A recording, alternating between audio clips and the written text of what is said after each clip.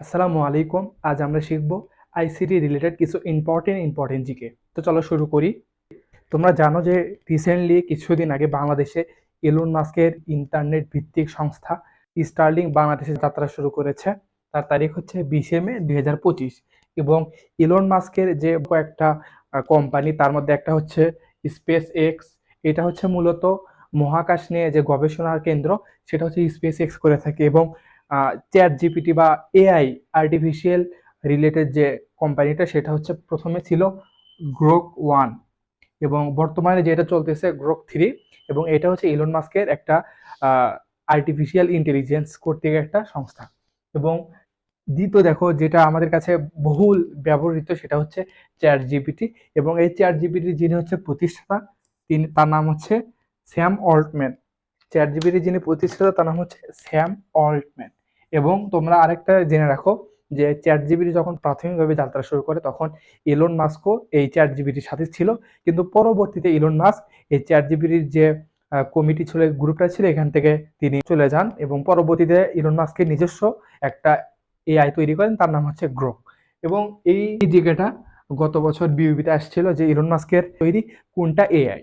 তো এটা হচ্ছে গ্রোক, এটা হচ্ছে ইলন মাস্কের কোম্পানি কর্তৃক তৈরিকৃত এবং যেটা সবচেয়ে বহুল ব্যবহৃত সেটা হচ্ছে চ্যাট জিপিটি।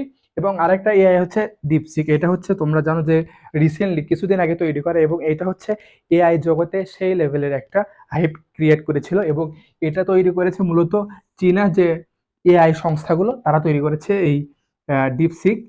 এবং সর্বশেষ আইসিটির জিকে, সেটা হচ্ছে ওয়ার্ল্ড ভিলেজ বা বিশ্বগ্রাম। এই তত্ত্বটাকে প্রথমে প্রদান করেন, তার নাম হচ্ছে মার্শাল ম্যাকলুহান। এই ওয়ার্ল্ড ভিলেজ বা ইন্টারনেট ভিত্তিক যে আমরা সারা বিশ্বকে একটা ভিলেজ বা একটা গ্রামের সাথে তৈরি করতে পারি, এই ধারণাটা প্রথমে দেওয়ার হচ্ছে মার্শাল ম্যাকলুহান।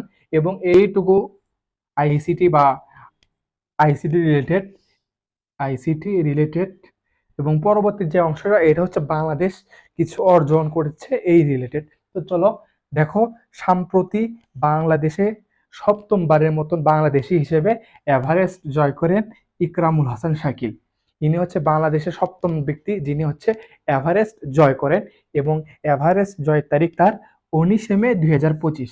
খুব রিসেন্টলি, খুব বেশি দিন হয় নাই, মে মাসের 19 তারিখে তিনি হচ্ছে সপ্তম বাংলাদেশি হিসেবে এভারেস্ট জয় করেন। এবং পায়ে হেঁটে ইকরামুল হাসান শাকিল পায়ে হেঁটে 84 দিনে কক্সবাজার থেকে এভারেস্ট জয় করেন পায়ে হেঁটে। কক্সবাজার থেকে তিনি এভারেস্টে যান পায়ে হেঁটে এবং সেখানে এভারেস্ট জয় করেন টোটাল 84 দিনে। এবং তোমাদের আরেকটা কথা বলি, এই অভিযানের নাম যেটা তিনি 84 দিনে করেছেন, এই অভিযানের নাম দেওয়া হয় C2 সামিট। এই অভিযানের নাম হচ্ছে C2 সামিট। তো এই ছিল আজকে তোমাদের শর্ট জিকে। আশা করা যায় এখান থেকে তোমাদের অনেক হেল্পফুল হবে অ্যাডমিশনে। তো সবাইকে ধন্যবাদ। আসসালামু আলাইকুম।